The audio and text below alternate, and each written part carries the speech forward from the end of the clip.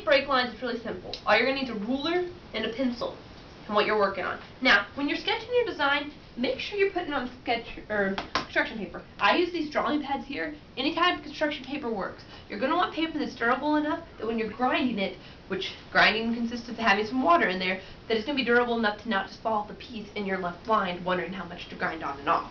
But we'll get to that in a second. So make sure you get durable enough paper. Alright, so see, again, you can't just make D out of glass. So what I'm going to do is I'm going to make some break lines. Again, the straighter, the easier it is when you have to grind, and the better. So I'm just going to make a straight line here. Bam. And that's going to be piece 1. Now this is going to be a difficult piece to cut too. So I'm going to break this up right there. And this is going to be piece 2 and piece 3. This can be one piece all itself, you see? That's 4. The L, now you don't want to make obscure break lines that are going to take away from the actual design of the piece. So don't do that. But make break lines that don't take away from it. So this is piece 5, piece 6, piece 7, piece 8, and so on and so forth. Now some things you're going to need to think about when you're making your break lines. 1, make sure that, again, especially if you're using letters or smaller pieces, these break lines aren't going to make it too difficult to actually see the design you're making. Because break lines can't take away from the designs.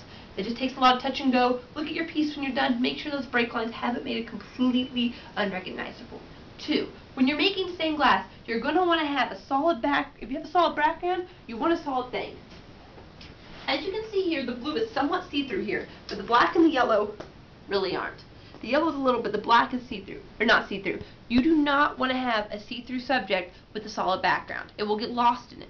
So if you have a solid background, you got to have a solid subject. If you have a solid subject, you can have a see-through background, but not vice versa. And if it's all see-through, it might get a little lost depending on how many colors you use and what your design is. Just remember, solid subjects are better, alright? Again, if it's see-through, it's going to get lost in this when you take it to the light. But if it's solid, as you can see, not so much.